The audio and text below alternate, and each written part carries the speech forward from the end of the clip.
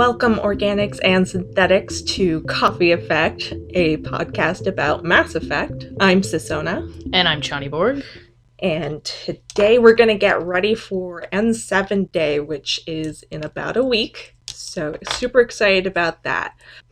So I think the most exciting thing that I'm looking forward to is the fact that the protagonists are siblings in Mass Effect Andromeda. They have announced that if you choose female writer, male writer's still there as your brother, somewhere out there in the universe. Not a team member.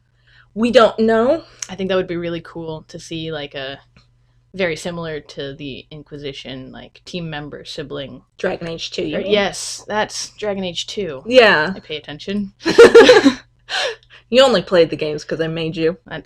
I get all of my games from you, so yes. Very true. And siblings is not a thing that we know anything about. No, not at all. Personally. I mean, we're only sisters. Well, we're siblings. We're siblings. Yeah. Yeah, so in Dragon Age 2, you always played as a rogue, so you got to keep Bethany alive. Yes. And then my experience, I had Carver. Which is unfortunate, because Carver's a piece of shit. I mean, just a little bit. So do we think that there's going to be any sibling tension? You think it's... There's definitely going to be something with the family. Right. I'm trying to remember who said something on Twitter. Let me look this up real quick. Right, because they've talked about the dad is also a factor, so... Yeah, the dad is the N7 guy that we've been seeing in the E3 trailers. So Mac Walters said, in response to a Twitter, that asked, will there be a sibling bond or family dynamic? And he said, what would be the point of having a family if we didn't give you all that and more? So, could be a little ominous, could be really exciting, but obviously there's going to be some aspect of family. I'd really like to see a sibling dynamic throughout the whole game, as opposed to, again, in Dragon Age 2, which is the game that I meant to mention earlier, where no matter what, after the first chapter, you lose that sibling. And I mean, they're still part of the story. They become involved, but only if you look very hard, and if you pay attention that much. I mean, and I guess you can also lose your other sibling again in the Deep Roads if they get poisoned and you don't bring Anders with. And... Which I did my first time through, which was clearly a mistake. Yeah. It's because you made Bethany your healer. That was a mistake. But she was a wildly effective healer, and she was honestly better than Anders before you can get to his specialization tree. That was very true. Regardless. Anybody's a better healer than Anders. I was a better healer than Anders, and I was DPS. Yeah, but I mean, with healing potions, everybody's a better healer. You don't need it. Yeah. Murder that sumbitch. So there's also the question of whether we'll get, like, a Fallout 4 type of customization. Ooh. Wouldn't that just be so awesome? Oh, man. Fallout 4 customization has stolen so many hours of my life, and I just really appreciate it, because it's very, very detailed, and it's amazing. Well, not that aspect, but the fact that you can do the husband and wife. Oh, yeah. And switch between, and you can customize I appreciated both of them, that a lot, too, because you can do both, and then And then you pick your protagonist, but the other one still keeps their customization. Right. As opposed to picking your own and having the auto-generator make your family look kind of like you. Right. Another thing that would be super cool, but most likely wouldn't happen, is co-op where the other person is the sibling. Oh my god, sibling co-op? Because, I mean, they're both writer, so true. all the dialogue could... Like with the MMO, The Old Republic, where you have It's true. the dialogue options, and whoever gets the highest automatic roll gets to do the next dialogue, and it doesn't matter which NPC you're talking to. Yeah, it's true. But most likely not going to happen. Of course not. I think a lot of people would riot if there was co-op for the full game, but there is slight hints at idea of like some side quests we could do co-op. Interesting. Um, yeah, there's supposed to be some multiplayer aspects Really? that you can bring your friends in, and they don't affect the main story, but they do give you bonuses in your single player experience. Interesting. I have not played the multiplayer that was on Mass Mass Effect. Effect 3. Yeah, it's kind of dead right now, but it was still really. I It was found kind of cool. I found the concept interesting. However, it was a little upsetting to me, being a non-online player at the time, Mhm. because I couldn't get all of the mega points that you get from doing the online And it, in order to affect my main story quest. yeah. So I it's hope not they supposed- shy away from that. Yeah, they're saying they're not going to do that where it doesn't affect your main story, but you can still get bonuses, maybe gear or whatever. Mm-hmm. And I think the idea is that there's going to be some stuff like with Dragon Age Inquisition, you had the map and you sent your Right. advisors out on missions. That there's going to be stuff like that in Mass Effect Andromeda, where you can have the computer go off and do this mission, or you can have your friend join you and you guys do this side mission as Interesting. not your writer, but I would almost like to see kind of a parallel story in that clearly BioWare has no problem making a plethora of side quests, an exorbitant amount. In fact, how many hours to completely finish Inquisition? It's a joke. They have said that they've learned from that sort of side quests. But I understand. They're very good at making small stories inside of their larger world, which is something I appreciate from them in a way that Bethesda is just good at making a big world with very little depth. Mm-hmm. But I still love their games. It's a very similar concept. Mm-hmm. But it would be interesting to see maybe a kind of a parallel story, much shorter, less drama, less this is going to be make or break for the world, but a shorter side quest that could be dual role playable. Yeah, kind of. Or you can do it. Or you could do it solo. Yeah, like something of that. And I know you have a harder time doing side quests, so being able to go, "Hey sis, I'm hopping on to do some side quests." Absolutely, you'd be more likely to. Yes, I would be far more likely to, and I appreciate side quests when there's a full comprehensive story. I really appreciated the Cerberus side quests because they were kind of condensed and contained into a universe. It was more like a smaller story mission as opposed to what side quests in Inquisition were like, where not one of them really truly mattered or had its own cohesive story unless you read every single piece of lore. Right. Which of the Mass Effect side quests are you talking about with Cerberus? It was in Mass Effect 1. They had several, like, planet Cerberus. Yeah, they all kind of look the same, but you got kind of cool little things. Like, you had the Thorian place that was off from Pharos. Right. You had the AI on Luna. Yeah, little things like that, which would have been cool, but with Mass Effect 1, they were so limited in what they could do visually that it was just like, they were not once you did one, you were just like, I don't want to do another one. It's going to look exactly the same. They were not the most beautiful thing, but they built a really good story that was parallel to the main story, which of course came back into play in Mass Effect 2 and 3. So that was really cool to me. Yeah, my first playthrough, I ended up, I did one, and then I went, okay, and then I went and did another one, and went, why am I doing this? This is boring. I find that really interesting, because as someone who doesn't side quest often, or oftentimes ever, I completed all of the Cerberus side quests in the first game because they were so interesting to me, because it felt like a real story as opposed to a lot of the other side quests, which I can't name or describe in any way because... Go collect a whole bunch of these shards and then take them to this other world and... Yeah, it was ridiculous. Like, really... But was it Mass Effect 2 or 3?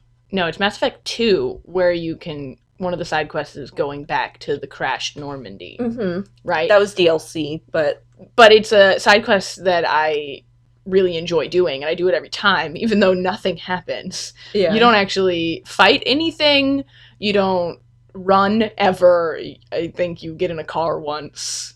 No. See, but you run into the Mako. Oh yeah, but it's such a story-heavy side quest that it's hard to skip. It's like, it is one of those things.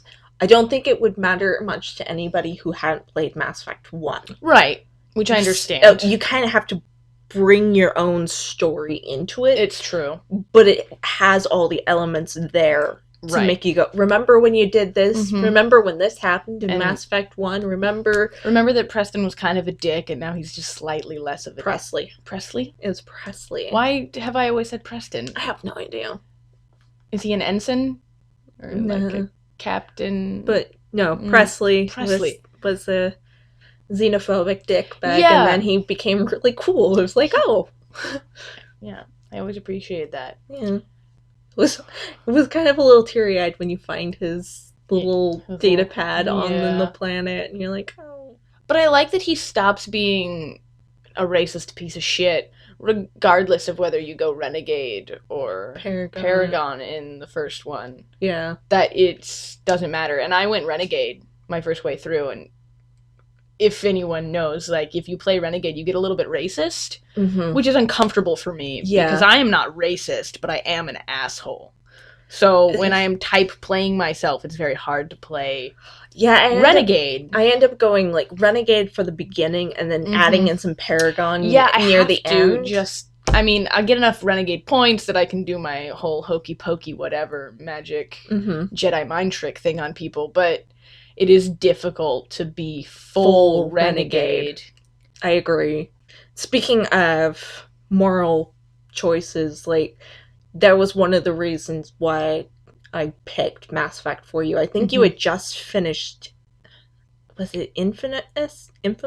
Yes, I had just finished Infamous, which I really enjoyed, but it was very limited. It was kind of lacking in this nuance. Yeah. And you wanted more of that, so that was when I happened to had to have some time between work and when I had to pick you up from work, and so I went to the mall and oh yay, I found this, and handed it to you. It was a game that you had previously tried to play, but you hadn't completed it at the time. So we almost completed the game together. Yeah. That first time with my playthrough. Yeah, because I had tried to play on Xbox, and the first Mass Effect game is just it's a mess technically. Technically, it is quite a bit difficult until about halfway through the game, and I don't know if you're playing casual, anyways. Yeah, because then you get just so OP. Yes, and you just run through everything. It's like whatever. But playing on normal or I've tried higher difficulty on console can be a little bit difficult. But again, around 3/4 of the way through the game, you get enough powers and your team stops dying quite so much that it's possible to chew through the rest without any difficulty. Yeah, but that UI is kind of a mess. The inventory is just a joke. But one of the great things is Mass Effect 2 fixed all of those problems. It was just like, poof. And then I really appreciated that from 1 to 2, it's a complete system reboot. You can take almost none of the things that you knew from 1, technically speaking, to 2 and be fine, because you don't need any of that. But then for them to innovate again to going to 3, which keeps the core, but it keeps the core. All of the buttons are the same, technically speaking, that way, with the attacks and how that works, all the same. However, they completely change the way that your person works, in that you have a different inventory style, a completely different team aspect on how you signal and use your teammates, which I really appreciate the way Mass Effect uses the team, so you don't have to go into a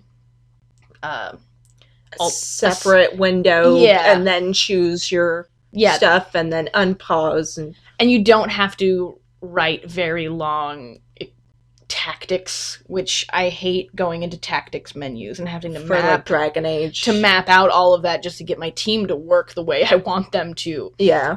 And I feel like it's a little more technically realistic in the way that you give orders to your teammates in Mass Effect, and I think that comes very much from it's a military operation, that if you were really in that place, that's how you would do it. You would just yell, right, and they go here, go there, and they do make it is a third person shooter, not an RPG when you get into when you are in combat, which but like leveling up your powers and stuff is more RPG, and so it's this weird combination that's really awesome, and you don't see very much, but it was technically flawed in Mass Effect 1. It was. Because that's where I first got stuck, was I landed on Eden Prime, and then I died a whole bunch of times because I couldn't figure out how to make the shooting work, and I'm like, this is ridiculous. I played Halo. I should be fine at shooters. I'm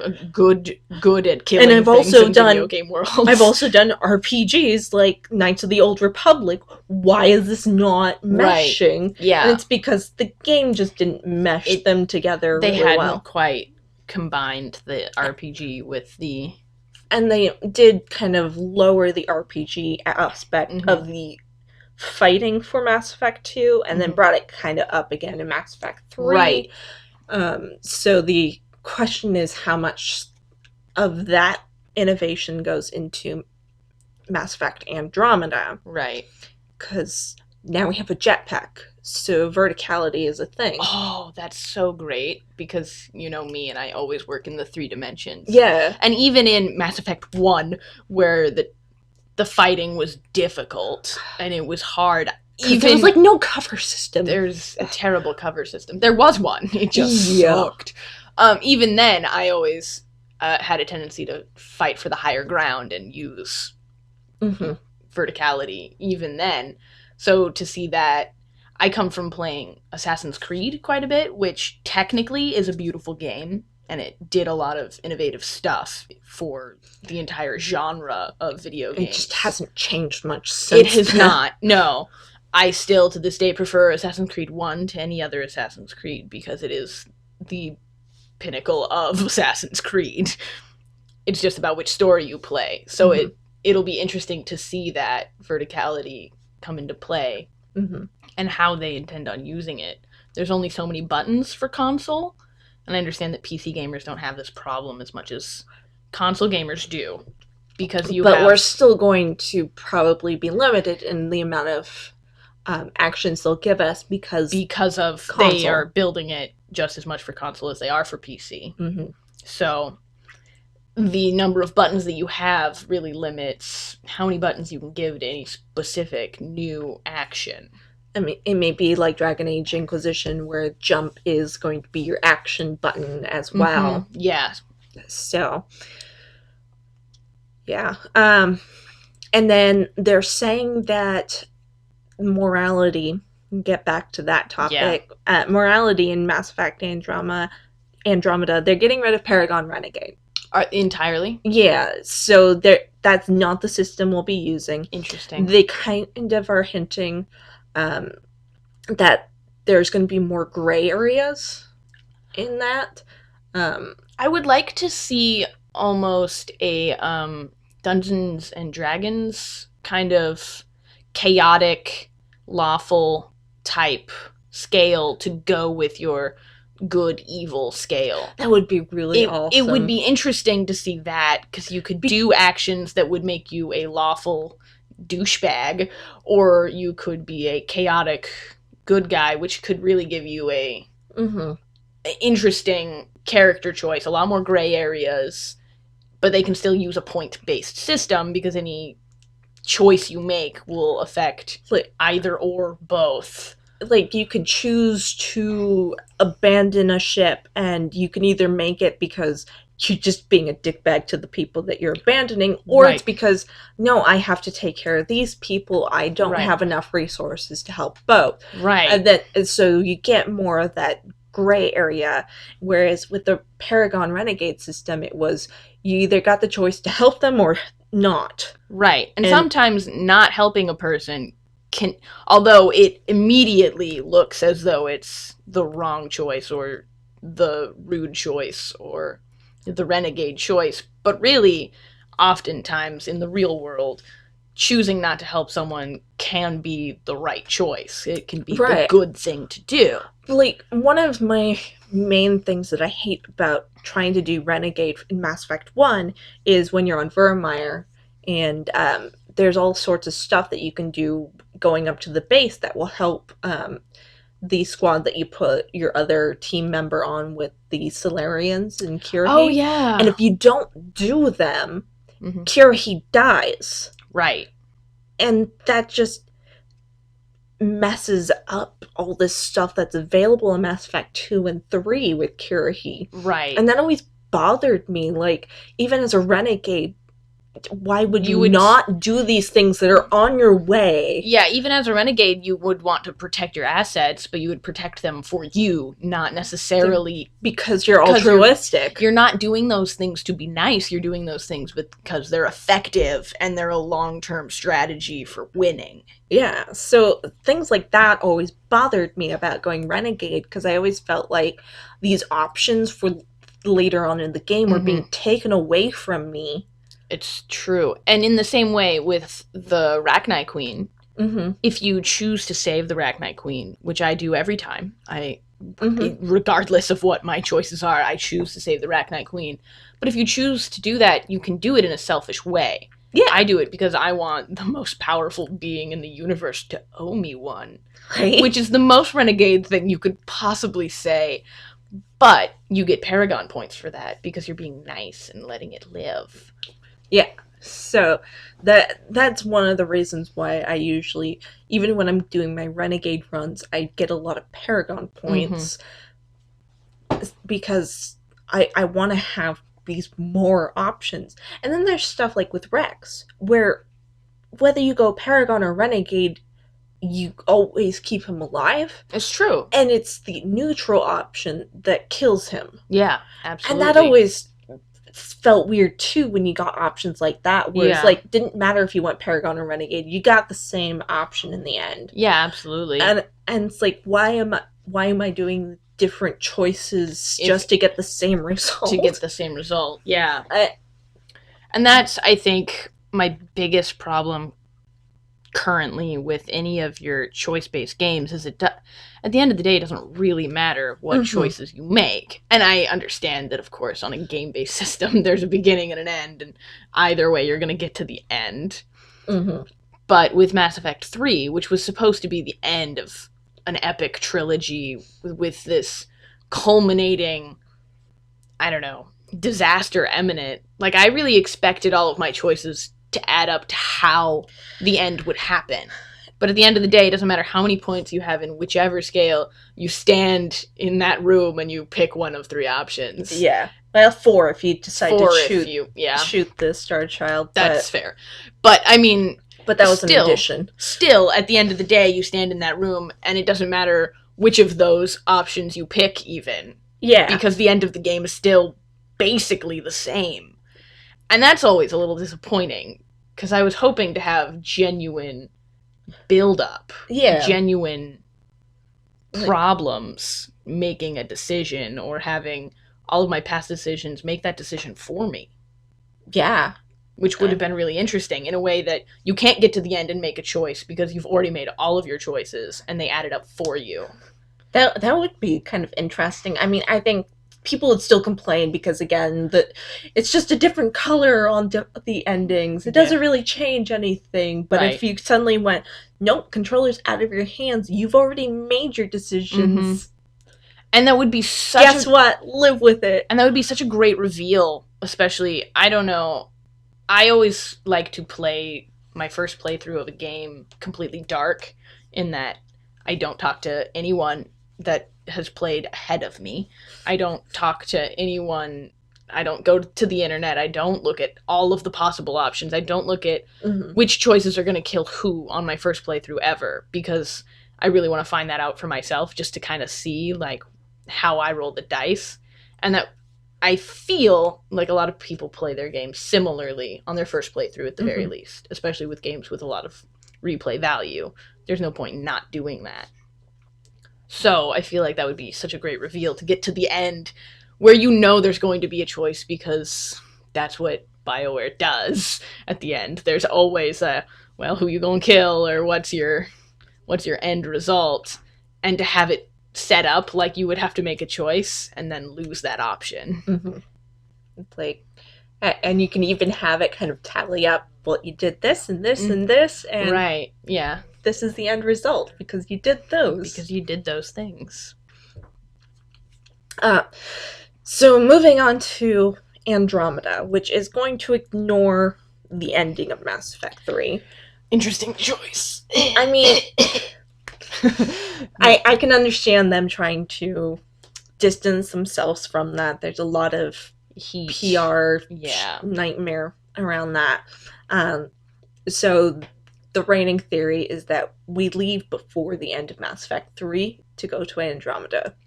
So you know exponentially more about Andromeda than I do. The amount that I know currently is Andromeda is nowhere we've ever been before, ? Mm-hmm. You're going to play someone named Ryder, there's a dad involved, and also that's it. That's all I know. Yeah, so I don't know much more than that. The basic idea is that we're needing to leave the Milky Way, so we're going to Andromeda to find a new home. We as in humans, or we as in... It is a faction of humans and some aliens. All Okay. we've seen so far is Solarians and Krogans. Interesting. Working with the humans anyways. That sounds about right. I mean, obviously we know there is an Asari, but we've only seen her in Andromeda, which has led me to the idea that maybe Asari, you know, a couple thousand years ago, before they met anybody else in the Milky Way galaxy, contact from... went to another galaxy, and that's where we meet Asari. Could be interesting. And we know, obviously, that the main character is from the N7 program, or related to the N7 program, I suppose, more accurately. So it is kind of a human-based... Yes, it is a human-based project, it looks like. The characters apparently in Andromeda are supposed to be a lot younger than what we experienced in the original trilogy. That's actually kind of nice to see, because I've always had problems with age representation in media, in that everyone is always between the ages of 27 to 32, and that's a very interesting age to choose to be our main age. So it would be nice to see kind of a younger, like, here are these kids. Yeah, I think it's supposed to be this idea that the characters are more inexperienced, and that does bring up some kind of interesting story that can happen.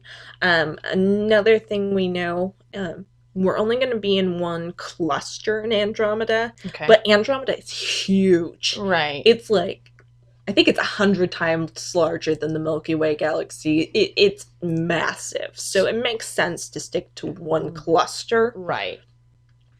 And we can prove that you can have big story in a small setting, even in space. So even with a cluster that's several planets, several solar systems, several planets. Yeah, there's plenty that they can do with that. And then there's going to be these remnant vaults that we'll be going through. The Vault Hunters. Yeah. Someone had to say it.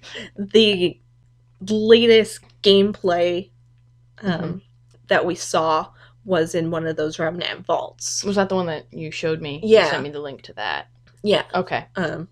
And near the end, they're showing locations to other vaults in the Helios cluster. Interesting. So there has been talk about how, I think this comes from this Reddit leak that came out a couple of years ago about what's in Mass Effect Andromeda, but more and more of it has been proven correct since then, that pretty much everybody's going, this is probably If it's previously speculation, currently being proven accurate. and if it's different, it's because things have changed in the last couple of Since then, years. yeah. So yeah, that one of our things while we look for a new home as the Pathfinder is we'll also be looking at these vaults. And the Remnant are supposed to be sounds similar to the Protheans of the Milky Way galaxy, but for Andromeda.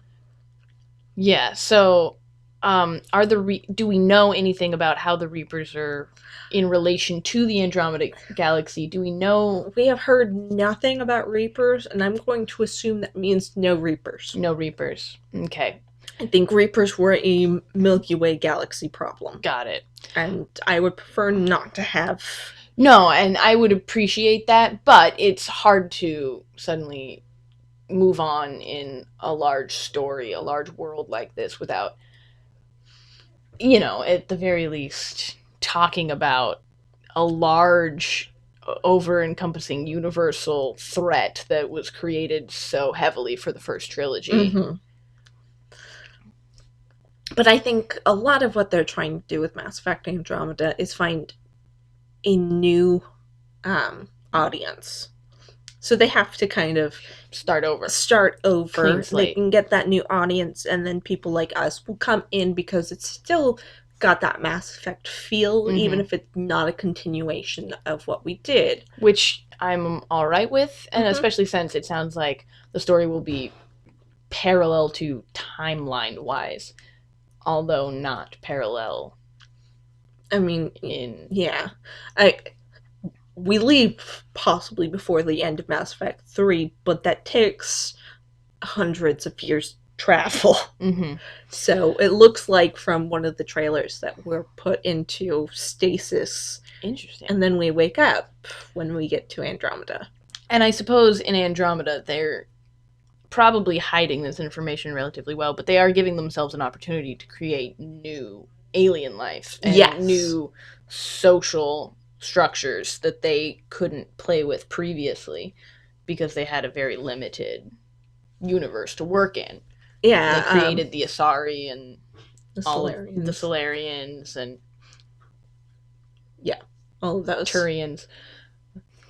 They created all of those for the Milky Way, including the bad guys, the Reavers and the Geth. They were all very area specific because of how biology and I always felt with the original trilogy that while there was rich potential with all of their races, there wasn't much depth. Which was kind of explained away with the Reaver theory. Yeah, so I totally get it. Understandable, but the most interesting race in the original trilogy was the Protheans.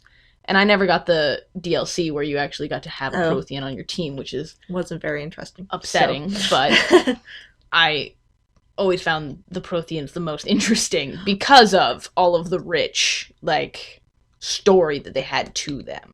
I don't know. I always found the most interesting race was, the Krogans and the Geth, and that was because they had the most interactions between species. That's true. And that was and it was, again, with the not much depth to it, but there was richness. Yeah.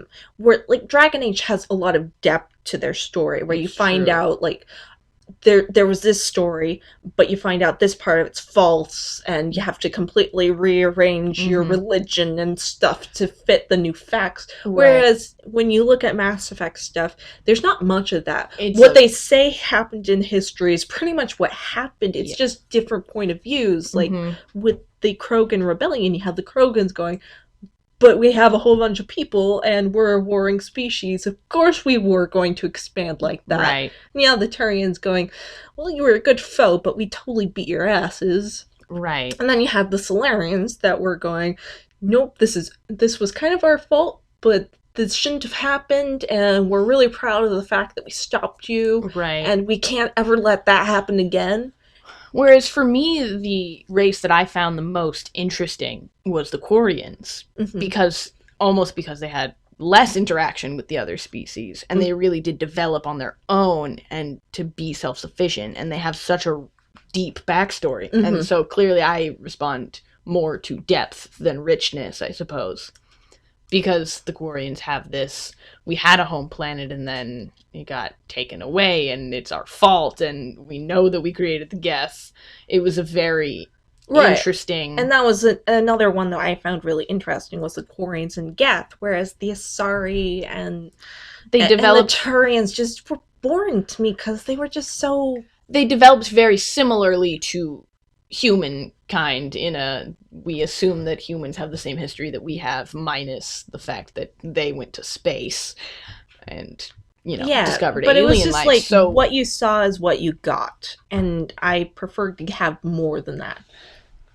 Yeah, and that makes sense. I understand that. So yeah, the Reddit leak mentions the Remnant, which obviously they're supposed to be extinct, and yet those little weird robot things in that gameplay were also called the Remnant in that. So that was kind of weird.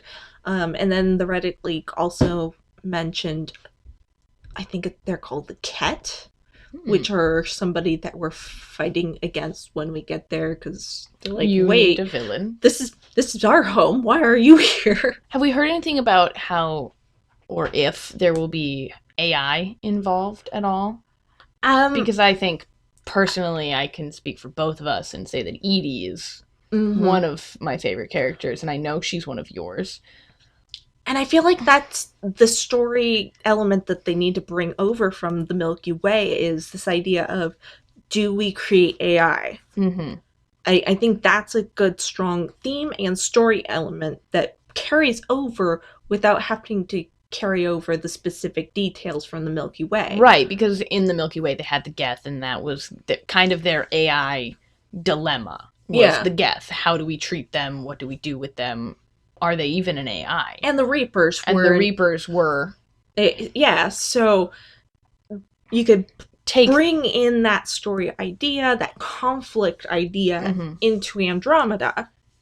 I mean, what if there is a whole species of AI in Andromeda that they've just been living together peacefully and it's totally fine. Right. And yet you get these Milky Way people that come and go, oh my god, what's going on here? Yeah, AIs are evil and we have to kill them all. So that could be an interesting... But in the PlayStation stream that I watched, which had the same gameplay element, but it had slightly different dialogue over the top of it than the one that you saw, there was a synthetic sounding male British voice. Interesting.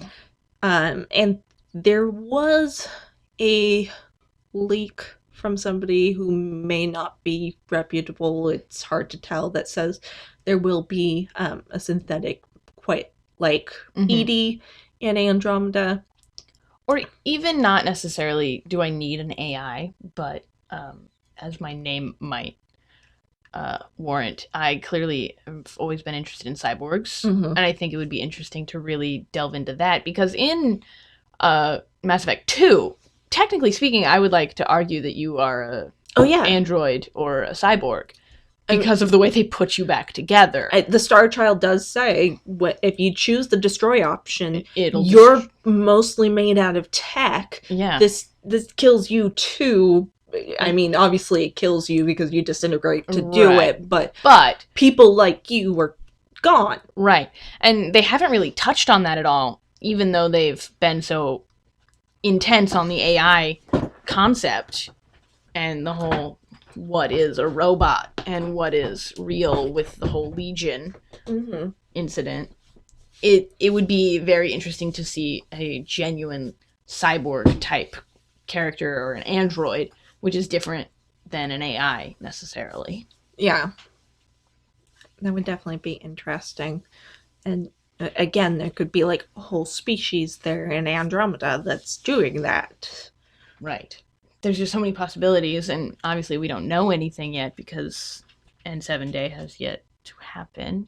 And we may still not get a whole lot on N7 Day. The main thing that I'm hoping to get some more information on N7 Day is about the siblings. I want to know how much interaction we're going to get with our siblings. And I'm curious to know what kind of team dynamic you're going to have. Because in the original trilogy, you are a Spectre and you're a captain, or you have a military area. And even in Mass Effect 2, where you're technically a contractor, it's still a very military organization. And you have very clear, you're in charge, here are your subordinates. You can kind of just tell them what to do, and it's not weird, and your relationships develop that way. Right. Whereas in Andromeda, we don't necessarily know what kind of relationship you're going to have with these other people that we assume you're going to have a team with, because that is the BioWare way. I mean, obviously you get the special title of Pathfinder, but we don't know where that ranks in anything. We don't even know if you're the only Pathfinder. Right. It would actually make sense for there to be multiple Pathfinders. So unlike with the original trilogy, where Shepard's this special snowflake, Right. first human Spectre. And even though there are other Spectres, you still have an immense high rank. There are very few people in that universe who outrank you, and even those who do gave you enough power that you can kind of tell them to shove off. Especially as you become the only person that can stop the Reapers. Right. But the Pathfinder could just as easily mean scout. Yeah. Which would put you at the lowest of the lows on the totem pole, which would be interesting to see you in that kind of a team dynamic where you don't necessarily have the control or the authority that you had before in the last game. I mean, technically, it's something like Dragon Age Inquisition. You start off as a captured prisoner, become kind of this scout, and then you become Inquisitor. Right. Or even Dragon Age Original, number 1. You start as literally nothing. Yeah. No matter which origin story you choose, you start as nothing, even as a noble. And then you are given, you're a warden, and then you're the last warden. It kind of, builds that way. Though it would be kind of interesting if you don't get that build. You simply stay at a lower level, but you happen to be involved in lots of universe-changing events. Or if, because it's a BioWare game choice, you could. But you maybe have to make these questionable decisions that kill off your superiors. Oof. So that you're the only one that's able to. Yeah, that would be interesting. Yeah, so... I would like to have standing be more of a useful tool in this game, because in the last trilogy, although you did have standing with some people and people would remember some of the ways you acted before, it really didn't matter whether or not people liked you. Yeah. Either way, it had no effect on gameplay, it had no effect on the ending, it had no effect on whether or not you could buy things at a shop. So it would be interesting to see standing be kind of a currency in the new world. That's something I've always kind of wanted in games. Like influence with different factions. Yeah. Kind of like Fallout. Yeah, you get influence in factions, or individuals will genuinely remember how you treated them previously. Yeah. That would definitely be interesting. And I know they're saying that they made this promise for Dragon Age Inquisition too, so take it with a grain of salt, but they did say that romance is supposed to be more natural.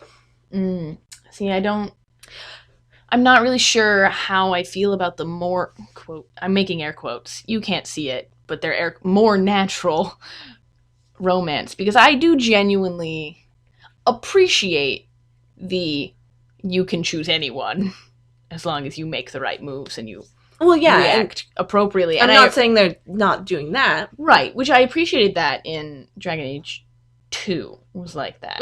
You could choose, any of the characters would date you either way, no matter your gender or how much they liked you. So that was kind of interesting to me. I appreciated it that way, but I can see how it feels unnatural but it only feels unnatural if you replay the game. My only problem with like Mass Effect and Dragon Age 2 is this idea that you only get these three dialogue options, and you don't know which one is the romance path. Mm-hmm. Yeah. Really, I guess Dragon Age Dragon 2, Age 2, you get a little heart. You get that heart after a while, Yeah. but and it was really awkward. But Dragon Age Inquisition, you always have to choose that heart if you want to be in that romance, yeah. and I want a few more options with that. Yeah, because naturally speaking, in the real world, there's many ways to flirt and many ways to show interest and many ways to, I don't know, speak with the person you're interested in. And I've always liked the idea of you give them, 2 or 3 flirt options, and if you choose the wrong one, that person's not going to be interested in because they don't like that kind of flirting. Right, yeah. Some people are interested in certain types of people and certain kinds of... So I would appreciate being able to choose any of your potential romances, gender notwithstanding, race notwithstanding, because aliens. Yeah. But to have to speak to them the correct way and be the correct kind of person for them to become a potential mate. Right. Apparently you can romance aliens. So many aliens. That so many aliens, though. That is what was on Twitter. So many. I think Aaron Flynn. See, but so many could be 2, or it could be 20. Yes, that is true. Yeah, and I do definitely want to know what kind of aliens we can expect from the Milky Way and which ones are going to be new. Because I have a feeling, I mean, we know Krogans and Solarians. And at least Asari. Yeah. Turians are going to have to come. They're way too popular not to. That's true. The issue you get after that is which ones of the secondary races get left behind. I have a feeling Geth and Quarian are going to be on there. Which is understandable. They're already a small species. They only ever inhabited one planet before, and then now the flotilla. They're not really an option. Yeah, which is really disappointing because the Quarians are very popular too. And it would be really awesome to see that develop. The Geth could possibly be a potential because a lot of the Geth did just go out into the no man land, and who knows how space travel really works. Yeah, now they all stayed on Rannoch until the Reapers showed up. Did they? Yeah. Bummer. So yeah, the Geth are going to be left behind. Especially since, because of your choices in Mass Effect 3, all the Geth could be dead. That's true. That's very true. Yeah, you can't... There's like just... Same with the Quarians. Yeah, all the Quarians dead. So either way, I don't think they're going to be involved in the least because they can't really... Yeah. So there's like... I mean, there's a possibility of 1 or 2 Quarians working on the project, but that's too much work to come up with those character models. Yeah, not to mention... Just to have 1 or 2 characters in Andromeda, especially when they have to come up with all new aliens. Right. The Drell, again, there's just too few of them. Thane was a Drell. Oh, I was going to ask you about your boyfriend. Yeah, we've only ever met the one, really. 3. We've only ever met the one, really. And even then, the species itself was never dealt with in a way that made it a worthwhile species. Yeah. I mean, it would have been cool. They had a lot of potential, but again, they weren't given enough screen time in the original for them to be put on the project to be moved, and it's unlikely that they would have developed naturally in another universe. And I have a feeling the Hanar are not coming with because they were really devastated with indoctrination and stuff like that. There is a side quest in Mass Effect 3 where you find out a whole bunch of stuff like that. Which ones are those? They're the jellyfish. The jellyfish, not the little pudgy people. No, those are the Volus. Also being left behind. Big, slow elephant things being left behind. I would be cool if they did bring along some Volus, though, because they're really good with money. That's true. And this kind of project would need to be really well financed. It's true. So bringing in the Volus would actually make a lot of sense. It would make sense, logically. But it would make sense if you didn't. So, again, you're down to humans, Krogans, Solarians, Asari, and Turians. Which are your main 5, and I'm not surprised if all of those manage to get involved in the project and shipped out to Andromeda. Yeah, and you know, those are kind of the main ones that I would really want to have. They do need to make sure there's more female Turians, because it wasn't until DLC that you met any female Turians. Very true. I was informed relatively recently that Turians are bird people. Is that true? Are they birds? I thought they were bugs. Yeah, they're kind of dinosaur bird. And I mean, they really seemed like bugs to me, and now that you say bird, I still don't see it. I just don't. But even if they are birds, like, does that make the sex easier or harder? Let's get real here. It's still really hard. It's kind of more dinosaur. Yeah, you know how birds are a genetic they are. ancestor to dinosaurs, so they're kind of in that middle. Dinosaurs are a genetic ancestor to birds. Yeah, you know what I mean. That's true. You're right. I understand that. It's just with the face and the moving of those pieces, it seemed very bug-like to me. Yeah, it is very mandibles. Yeah, and then especially they have like those weird pokey things in the back. Also, just kind of screamed exoskeleton bug. So I guess. But that is a possibility of something in Andromeda, as they could go bug species. Bug people is really a tad underplayed, you know, in space, which has always surprised me. Yeah. Even Halo never really touched on bug people. They were all very squishy organics, which is understandable because that's what we identify with. Yeah. But I mean, they got close with the Krogan. Krogan are they're harder. They're less but again, humanoid. They're more reptilian. But they're rhino, reptile. Yeah.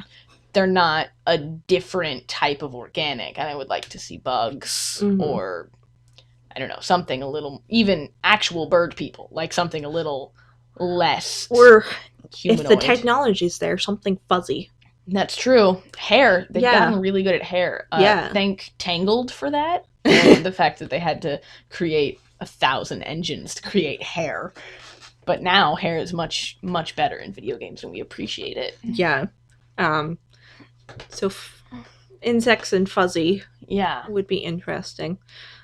Oh, Batarians are another species from the Milky Way. Oh, those are the... Four-eyed. Yeah. Which, again, they got kind of wiped out in the first Reaper onslaught, so...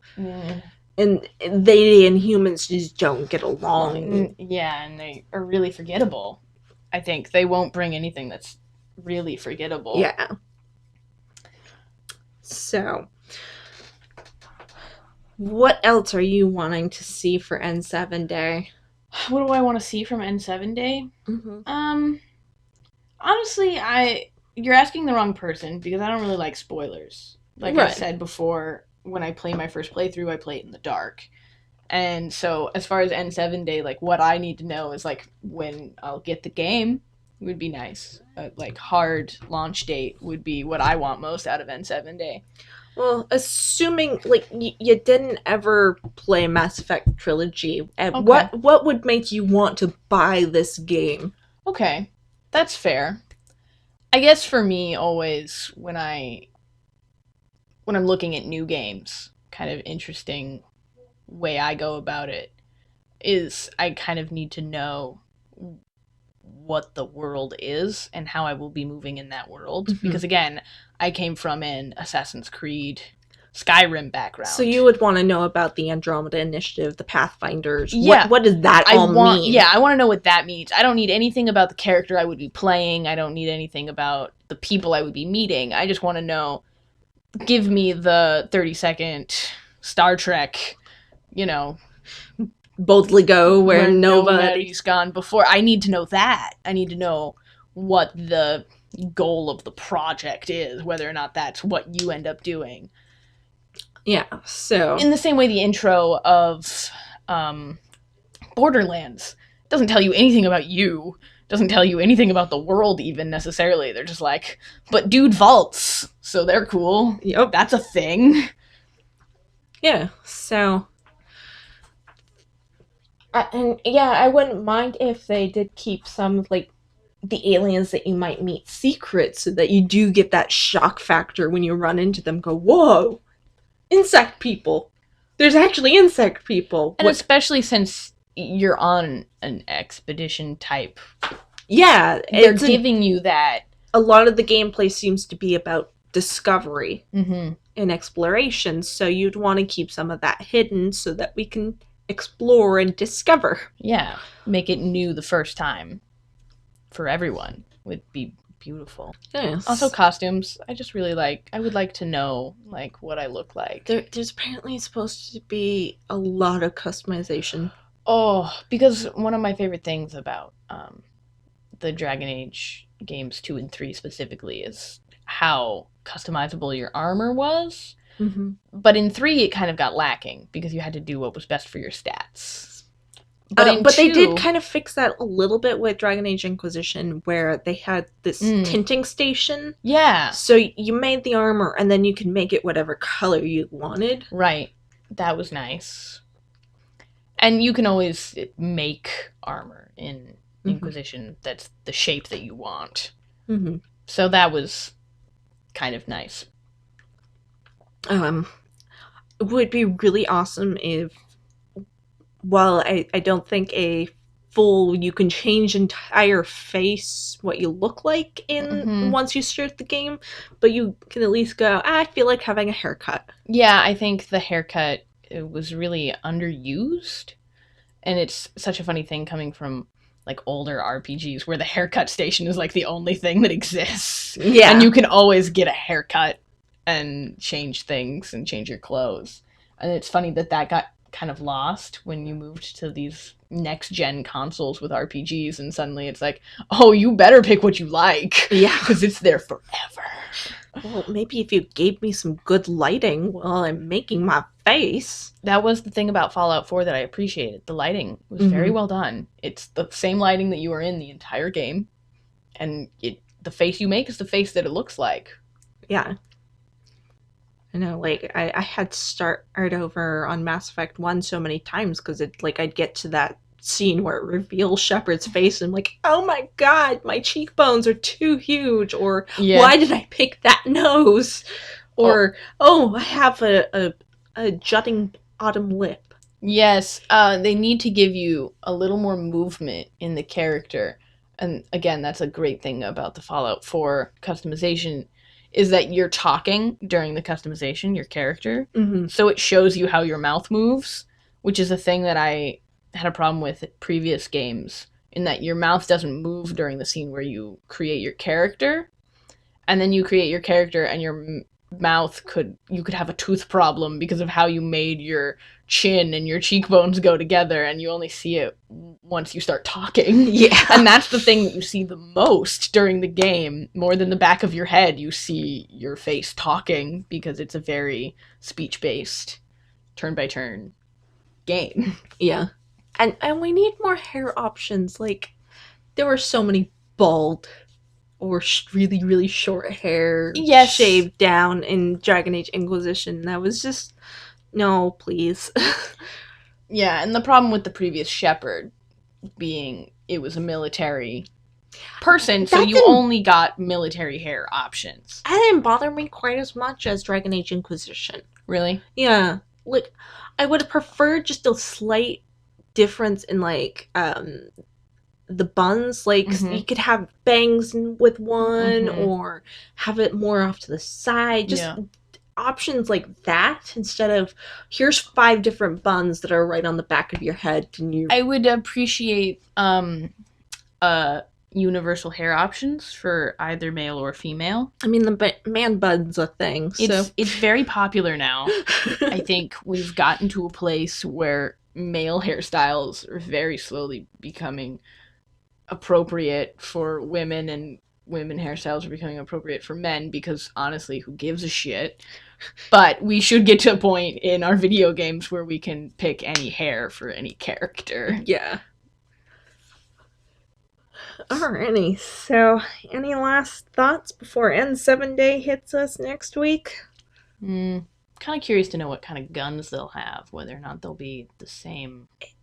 I mean, we've only really seen the pistol in gameplay that looks very similar.